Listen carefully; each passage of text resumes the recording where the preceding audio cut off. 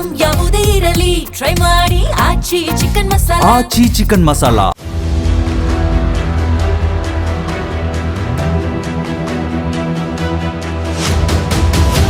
ಇರಾನ್ನನ್ನ ನಾಶ ಮಾಡುವುದಾಗಿ ಬೆದರಿಕೆ ಹಾಕ್ತಾ ಇದ್ದ ಅಮೆರಿಕ ಅಧ್ಯಕ್ಷ ಡೊನಾಲ್ಡ್ ಟ್ರಂಪ್ ದಾಳಿಗಳನ್ನ ನಿಲ್ಲಿಸೋದಾಗಿ ಘೋಷಿಸುವ ಮೂಲಕ ಎಲ್ಲರನ್ನೂ ಅಚ್ಚರಿಗೊಳಿಸಿದ್ದಾರೆ.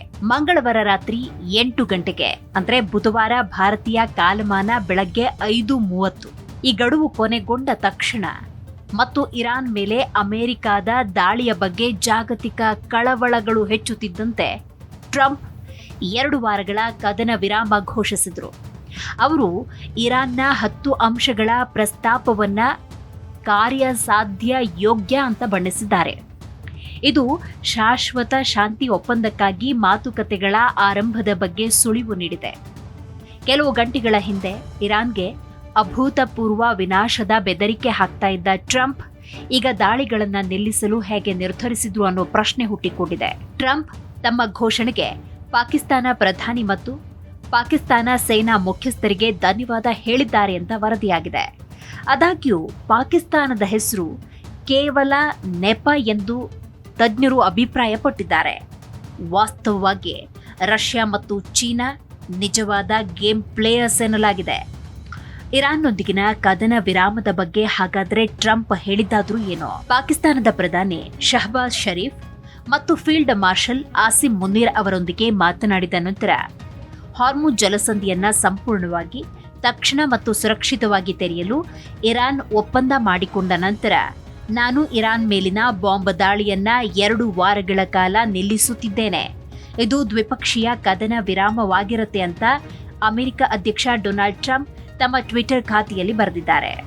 ಅಮೆರಿಕ ತನ್ನ ಮಿಲಿಟರಿ ಉದ್ದೇಶಗಳನ್ನ ಸಾಧಿಸಿದೆ ಮತ್ತು ಇರಾನ್ನ 10 ಅಂಶಗಳ ಪ್ರಸ್ತಾಪವನ್ನ ಶಾಶ್ವತ ಶಾಂತಿ ಒಪ್ಪಂದದ ಮಾತುಕತೆಗೆ ಬಳಸಬಹುದು ಅಂತ ಟ್ರಂಪ್ ಹೇಳಿದ್ದಾರೆ. ಹಾಗಾದ್ರೆ ಯುದ್ಧವನ್ನ ನಿಲ್ಲಿಸೋ ಬಗ್ಗೆ ಇರಾನ್ ಏನ್ ಹೇಳ್ತಾ ಇದೆ? ಇರಾನ್ ಮೇಲೆ ದಾಳಿ ಮಾಡದಿದ್ರೆ ಮಿಲಿಟರಿ ಕಾರ್ಯಾಚರಣೆಗಳನ್ನ ನಿಲ್ಲಿಸಲು ಸಿದ್ಧರಿದ್ದೇವೆ ಎಂದು ಇರಾನ್ ವಿದೇಶಾಂಗ ಸಚಿವ ಸೈಯದ್ ಅಬ್ಬಾಸ್ ಅರಕ್ಚಿ ಟ್ವಿಟರ್ನಲ್ಲಿ ಬರೆದಿದ್ದಾರೆ. 2 ವಾರಗಳ ಕಾಲ ಹಾರ್ಮುಜ್ ಜಲಸಂಧಿಯ ಮೂಲಕ ಸುರಕ್ಷಿತ ಮಾರ್ಗವನ್ನು ಒದಗಿಸಲು ಇರಾನ್ ಒಪ್ಪಿಕೊಂಡಿದೆ. ಟ್ರಂಪ್ ತಮ್ಮ ಪೋಸ್ಟ್ನಲ್ಲಿ ಪಾಕಿಸ್ತಾನವನ್ನ ಉಲ್ಲೇಖ ಮಾಡಿದ್ದಾರೆ.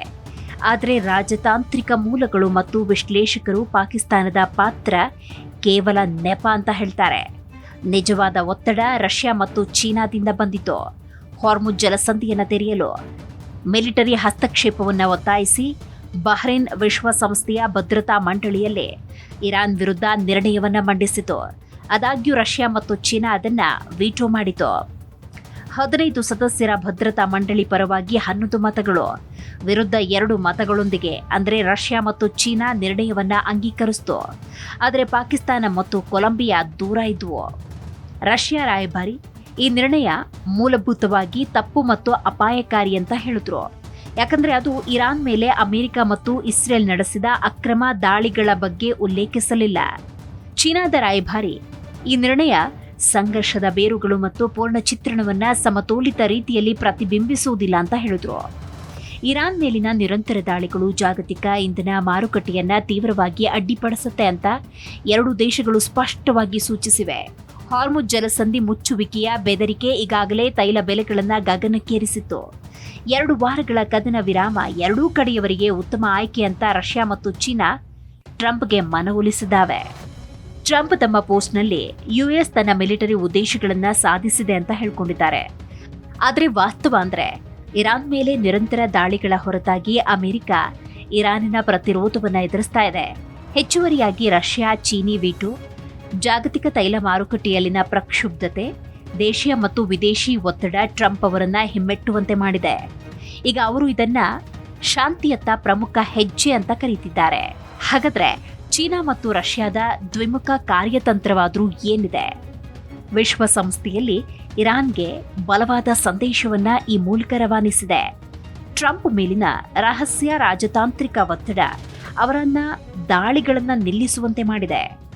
ಇರಾನ್ ಯುದ್ಧದ ಸಮಯದಲ್ಲಿ ತೈವಾನ್ ಮತ್ತು ದಕ್ಷಿಣ ಚೀನಾ ಸಮುದ್ರದಂತಹ ಸಮಸ್ಯೆಗಳಿಂದ ಆ ಗಮನವನ್ನ ಬೇರೆಡೆಗೆ ತಿರುಗಿಸಲು ಅಮೆರಿಕ ಪ್ರಯತ್ನಿಸಿತು. ಪಾಕಿಸ್ತಾನ ಉಲ್ಲೇಖಿಸಿ ಟ್ರಂಪ್ ಅವರ ಕದನ ವಿರಾಮಕ್ಕೆ ನಿಜವಾದ ಕಾರಣ ಪಾಕಿಸ್ತಾನವಲ್ಲ, ಬದಲಿಗೆ ರಷ್ಯಾ ಮತ್ತು ಚೀನಾದಿಂದ ರಾಜತಾಂತ್ರಿಕ ಒತ್ತಡ ಮತ್ತು ವಿಟೋ. ಇರಾನ್ ಯುದ್ಧದ ನಡುವೆ ಚೀನಾ ಮತ್ತು ರಷ್ಯಾ ಟ್ರಂಪ್ ದಾಳಿಗಳನ್ನು ನಿಲ್ಲಿಸುವಂತೆ ಒತ್ತಾಯಿಸುವ ಆಟ ಆಡಿದ್ದಾವೆ. ಈ 2 ವಾರಗಳ ಕದನ ವಿರಾಮ ಶಾಶ್ವತ ಶಾಂತಿಯತ್ತ ಮೊದಲ ಹೆಜ್ಜೆಯಾಗಿರಬಹುದು ಅಥವಾ ತಾತ್ಕಾಲಿಕ ನಿಲುವಿರಬಹುದು. ಮುಂದಿನ 2 ವಾರಗಳಲ್ಲಿ ಏನಾಗುತ್ತೆ ಅನ್ನೋದನ್ನ ಜಗತ್ತು ಈಗ ನೋಡ್ತಾ ಇದೆ.